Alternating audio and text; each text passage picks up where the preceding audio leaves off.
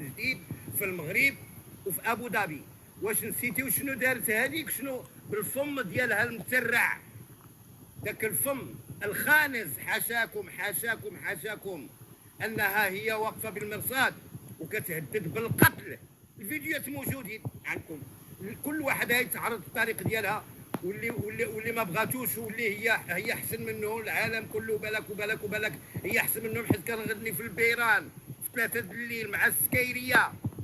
هذوك السكيريه منهم اللي كان زمان كان شاد عليهم ذاك الدوسي، كتقول هذاك ديال حاشاكم تقول هذه الكلمه قط.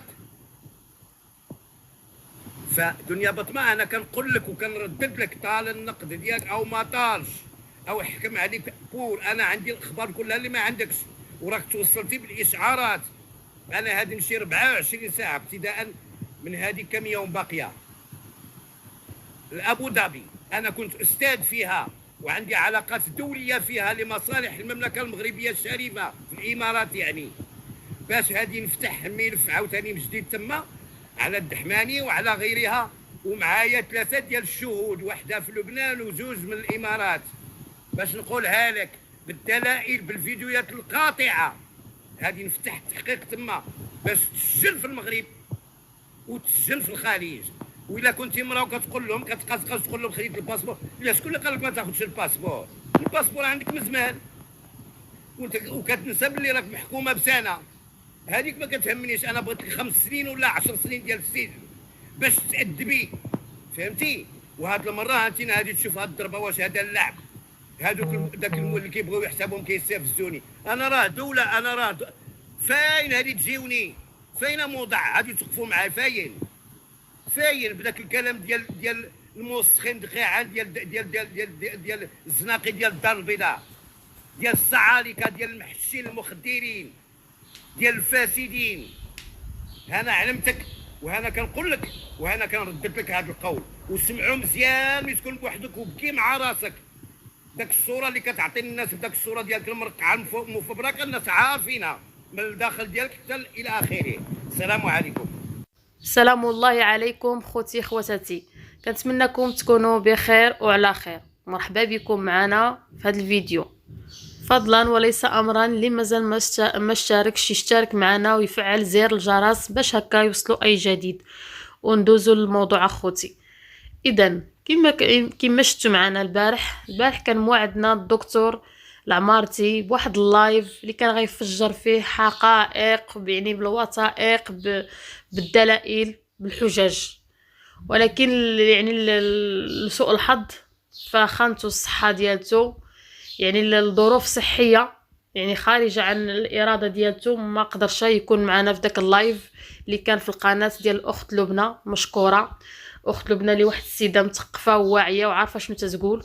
كما قلت لكم فراه الدكتور اعتذر بشده على حساب اللايف ديال البارح اللي ما كانش في الاستطاعه ديالته باش يحضر، وكيواعد المتتبعين ديالو وكيواعد القنوات اللي باغيين يعرفوا الحقيقه، ويعني باغيين ينشروا الحقيقه باش يسالي هذا الملف في اقرب وقت. فراه كيوعدهم بلايف هاد العشيه بنفس التوقيت مع نفس القناه.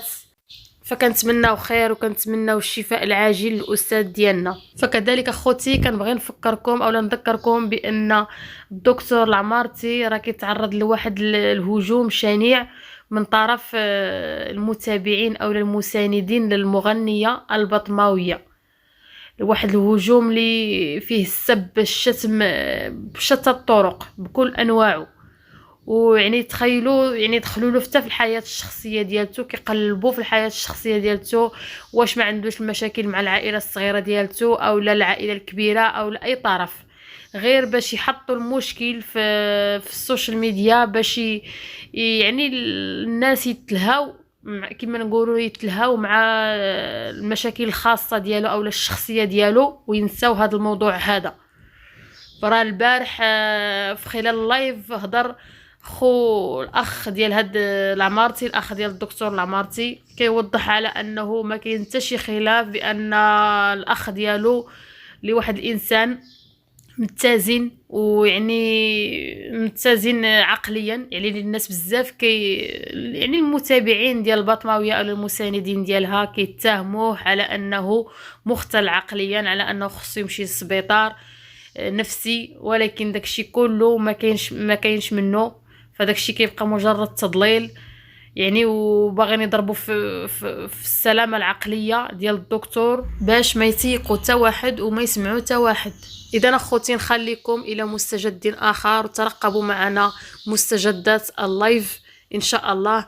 وكنعتذر على هذا الصوت ديالي اللي نوعا ما عيان شي شويه.